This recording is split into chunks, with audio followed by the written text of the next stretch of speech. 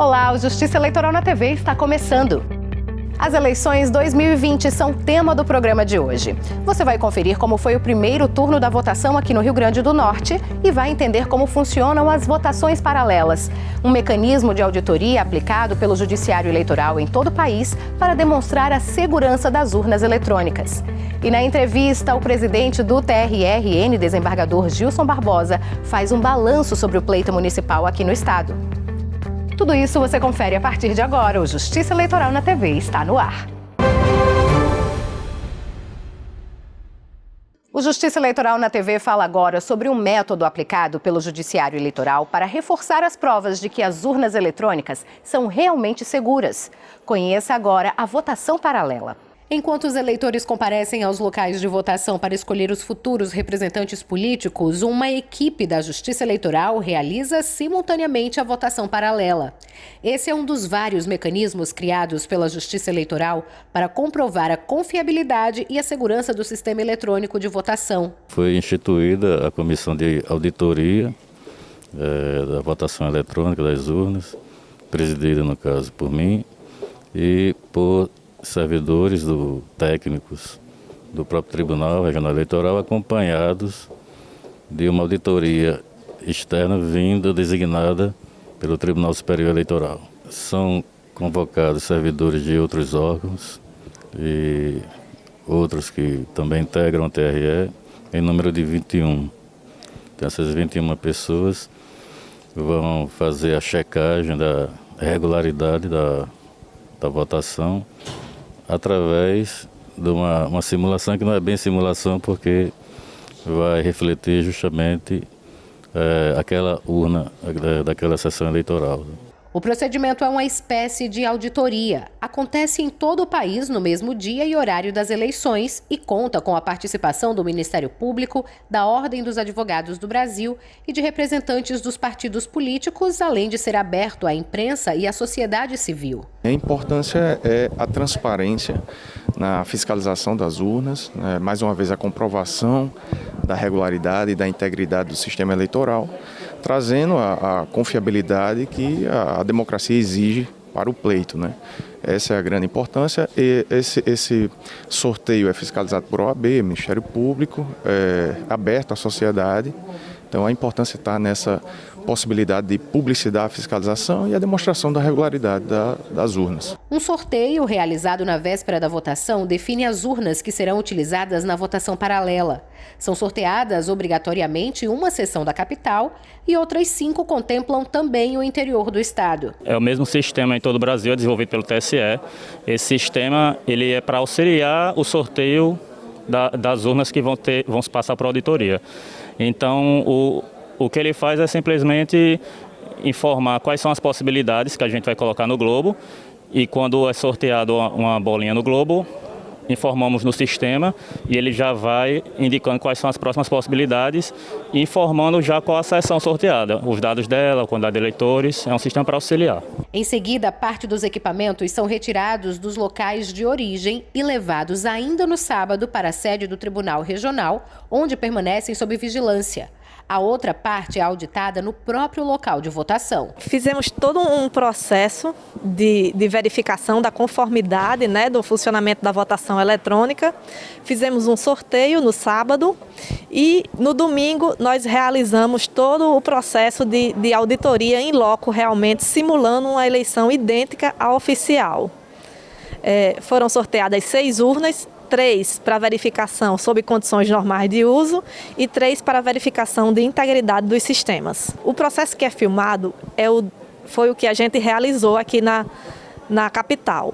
O processo em loco, ele não é filmado, mas ele é acompanhado por todas as entidades fiscalizadoras. Isso é mais uma ação da Justiça Eleitoral para garantir a lisura do pleito e garantir a inviolabilidade da urna. Então é um processo realmente muito importante para a instituição, que a gente cuida com muito zelo para que tudo ocorra dentro dos conformes. No dia da votação, fiscais votam de forma tradicional em cédula de papel, que são armazenadas em uma urna de lona. Ao final dessa etapa, a urna de lona é aberta e os votos são retirados um a um, lidos e digitados em um computador que imprime 2 vias de cada voto. Uma via é anexada à cédula em papel e a outra é utilizada para a votação da urna eletrônica. Quem vota na urna eletrônica tem o voto filmado por um sistema de vídeo e deve ler em voz alta o conteúdo da cédula ao mesmo tempo em que digita os dados no equipamento. Assim como a eleição oficial, a votação paralela se encerra às 5 horas da tarde. O sistema, então, imprime relatórios comparativos. Os dados impressos no boletim das urnas eletrônicas que foram utilizadas na votação paralela são comparados com a lista de votação. Dessa forma, é possível conferir se o que foi digitado na urna eletrônica é idêntico aos votos das cédulas de papel. É uma simulação da votação, então nós fazemos a votação idêntica, na urna também, idêntica como é feito na sessão eleitoral, inclusive no mesmo horário, a gente imprime a zerésima, faz todos os procedimentos, só que tem um sistema auxiliar também, em que tudo que é colocado na urna vai sendo colocado nesse sistema e no final ele vai ajudar a contabilizar e bater se o que deu na urna também deu idêntico a esse contador, né, o que o sistema está contabilizando. O processo de votação paralela está regulamentado pelo Tribunal Superior Eleitoral. Todos os documentos e materiais utilizados pela votação ficam guardados por no mínimo 60 dias na Secretaria Judiciária dos TRS ou até o trânsito em julgado de qualquer recurso ajuizado contra a votação paralela. O trabalho da Justiça Eleitoral Potiguar para realizar as eleições 2020 mais uma vez foi considerado bem-sucedido. Mesmo em meio a uma pandemia, foi possível garantir a segurança tanto sanitária quanto dos processos eleitorais. O voto foi muito tranquilo, a gente não tinha muito o que fazer, né? Eram apenas 2 candidatos, não teve fila, muito tranquilo, muito seguro também.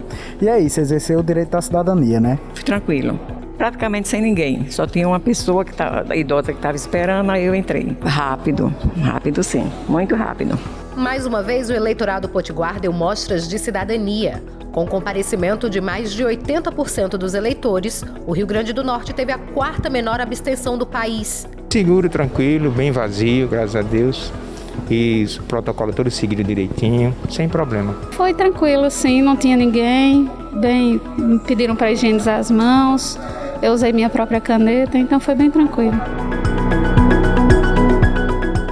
Com sinalização de distanciamento de fila, nova disposição de mobiliário nos locais de votação e um rigoroso protocolo de biossegurança, foi possível garantir que o pleito municipal de 2020 transcorresse com tranquilidade nas zonas eleitorais do estado. Foi bem tranquilo, considerando o momento que estamos vivendo. A grande dificuldade foi acessar o e-título, né, que a gente não conseguiu para tirar a dúvida dos eleitores que chegaram cedo, principalmente no horário das 7 às 8 horas. Então, assim, devido a isso, algumas filas se formaram nos corredores, mas no restante foi tranquilo, sim. A gente ficava passando nas sessões e observando. Realmente os eleitores, como não formou muita fila, a gente não teve muito trabalho em ter que estar forçando um distanciamento de 1 metro na fila. E dentro da sessão a gente tem um maior cuidado com o álcool em gel, limpando de vez em quando a urna com o álcool líquido. Quase 35 mil profissionais atuaram na votação, entre mesários, supervisores e ASGs. Com muito trabalho, os voluntários e principalmente os servidores da Justiça Eleitoral venceram todas as adversidades e desafios, em especial no interior do estado, e executaram com sucesso toda a logística do pleito. Para atender a demanda do pleito municipal, foram disponibilizadas mais de 7 mil urnas eletrônicas. Menos de 1% precisou ser substituído em todo o estado. Número considerado baixo pela Justiça Eleitoral em relação às eleições anteriores. Poderia dizer que eu acho que as urnas deram um show, porque foram 50 e poucas urnas só com problema, num universo de mais de 6 mil, então um número menor do que 1%. Então ela cumpriu bem o seu papel. Eu acho que essa parte foi concluída bem. Agora estamos tendo esse probleminha aqui na totalização, mas vamos ter fé que vai dar certo. Os aplicativos eletrônicos funcionaram como ferramentas importantes para o eleitor. Além do e-título, o aplicativo Pardal mereceu destaque em 2020. Durante agora este pleito de 2020, nós recebemos uma nova versão do aplicativo Pardal. O aplicativo existe desde o ano de 2014 e a cada novo pleito, então, ele é aprimorado com novas funcionalidades. E esse ano ele começou a funcionar concomitantemente com o período de propaganda eleitoral, no dia 27 de setembro. Então, recebemos no total no estado do Rio Grande do Norte mais de 1.000 denúncias e durante este pleito, as denúncias que eram recebidas pelo Pardal estavam circunscritas aos ilícitos da propaganda eleitoral. Esta talvez foi a maior modificação do aplicativo para o ano de 2020. Quanto aos demais crimes eleitorais, existia a possibilidade sim de encaminhar denúncias via aplicativo, mas ao invés de serem recebidas pela Justiça Eleitoral, elas eram encaminhadas diretamente para o Ministério Público de cada localidade, a quem caberia então deflagrar um processo investigativo ou, se fosse o caso, propor a representação em cada caso. Então, essas novas modificações, essas novas funcionalidades, na nossa ótica, vieram para aprimorar, vieram em benefício, porque de fato a gente conseguiu filtrar de uma maneira mais objetiva aquilo que era recebido pela Justiça Eleitoral para averiguação, para investigação. E este ano também os denunciantes tinham a opção de encaminhar para nós uma denúncia anexando foto, vídeo ou áudio junto com uma pequena descrição daquilo então que o cidadão via de maneira irregular e que merecia ser investigado pela Justiça Eleitoral. Então, o aplicativo, hoje é bem autoexplicativo, bem inteligível no seu uso e, além de ter a obrigatoriedade, então, de se juntar um pequeno texto com algum desses 3 elementos de prova que eu lhe indiquei, havia necessidade de maior identificação do denunciante. E o objetivo disso era coibir, então, denúncias repetidas ou até mesmo denúncias que eram feitas em nome de terceiros de maneira fraudulenta. Então, a gente avalia que foi feito um bom uso do aplicativo para esse ano e todas as denúncias que foram encaminhadas estão sendo, então, tratadas. E cada um dos denunciantes recebeu em seu e-mail o número de protocolo dessa sua denúncia e tem a opção de olhar via aplicativo ou via site todo o passo a passo da sua denúncia. Então, o processo é transparente e os cidadãos, então, podem saber qual foi o desfecho daquela denúncia que foi encaminhada via Pardal para a Justiça Eleitoral. O Pardal, nós dizemos até costumeiramente, que são os olhos da Justiça Eleitoral na mão de cada um dos cidadãos. Então, por isso que a gente sempre ressalta que todas as denúncias são importantes. Então, mesmo aquilo que as pessoas entendem, que os cidadãos entendem que talvez possam não caracterizar um ilícito eleitoral, é sempre bom que na dúvida se encaminhe, porque a Justiça Eleitoral, então, dá a condução que é adequada para cada um desses casos que são apresentados para o nosso conhecimento. Às 5h29 da tarde, os votos começaram a ser apurados. E ainda na noite do dia 15 de novembro, os norte-riograndenses puderam conhecer os novos prefeitos e vereadores eleitos. No balanço final, o primeiro turno foi considerado pela Corte Eleitoral um verdadeiro sucesso. A avaliação é que o pleito de hoje foi um grande sucesso. Nós tivemos algumas pequenas intercorrências que ocorreram ao longo do dia, mas que foram facilmente e rapidamente contornadas. Mas o balanço geral é de que foi um tremendo sucesso. Mas o trabalho do Judiciário Eleitoral não para por aí. A partir de agora nós vamos analisar, sobretudo, os juízes eleitorais das zonas, aquilo que aconteceu no pleito de hoje, eventuais irregularidades que tenham sido cometidas, seja por candidatos, sejam por eleitores, coligações em geral, e também vamos iniciar a parte de prestação de contas das coligações, partidos e candidatos, em relação, sobretudo, àqueles que foram eleitos. Os eleitos terão que apresentar, nos próximos dias e meses, essa prestação de contas, que será julgada originariamente na primeira instância e depois segue para o tribunal em caso de eventual recurso.